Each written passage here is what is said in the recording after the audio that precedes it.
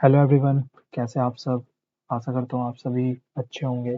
तो आज हम डिस्कस करने वाले हैं कि what is SOQL for loop. So let's get started. तो एसओक्यूएल क्या होता है। तो एसओक्यूएल क्वेरी जो होती है वो सेल्सफोर्स एपिक्स के अंदर हमको सेल्सफोर्स से डेटा रिट्रीव करने में हेल्प करता है। ठीक है, तो हम दो तरीके से एसओक्यूएल फॉर लूप्स को यूज़ कर सकते हैं।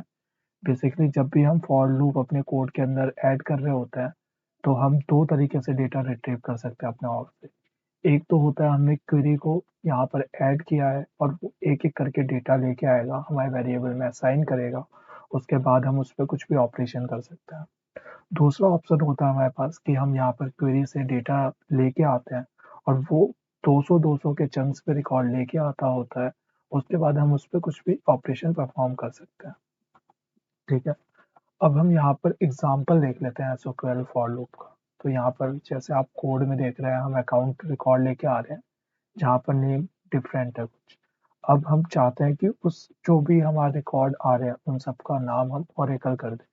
तो हम इस तरीके से लिस्ट असाइनमेंट करके उसके बाद उस पर फॉर लूप चला के उसको अपडेट कर सकते हैं उस लिस्ट को। ठीक है, तो एसक्यूएल फॉर लूप्स और स्टैंडर्ड एसक्यूएल क्वेरीज में क्या डिफरेंट होता है। ठीक है, तो स्टैंडर्ड एसक्यूएल क्वेरीज जो होती हैं वो एक ही बार में सारा रिकॉर्ड लेके आ जाती हैं, जो कि हमारा हीप साइज लिमिट को एक तरीके से हिट करता है। ठीक है, बट एसक्यूएल फॉर लूप क्या करता है, वो चंक्स में डेटा लेके आता है। ठीक है, तो अ, यहाँ पर एक आप दो तरह के डिफरेंट अप्रोच देख रहे हैं।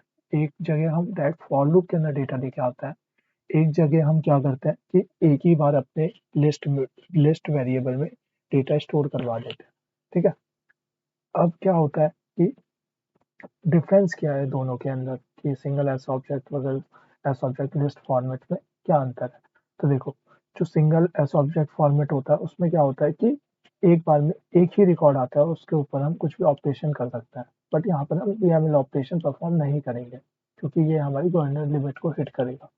बट हम दूसरे केस में देख सकते हैं कि ये क्या करता है, 200 के चंक्स में रिकॉर्ड लेके आता है। तो जब भी मास रिकॉर्ड्स हैं, हमारे पास काफी सारे रिकॉर्ड हैं, तो हम इस अप्रोच को यूज कर सकते हैं।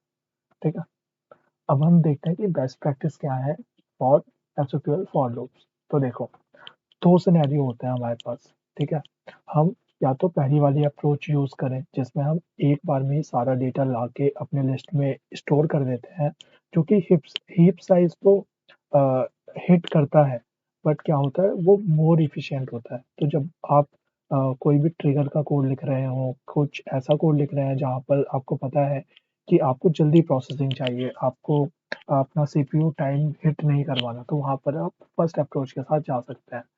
लेकिन अगर आपका रिक्वायरमेंट ये है कि आपको मेमोरी कम से कम यूज़ करना है, तो आप फॉर लूप को यूज़ कर सकते हैं, एसक्यूएल फॉर लूप को यूज़ कर सकते हैं, वो आपके लिए ज़्यादा हेल्पफुल होगा।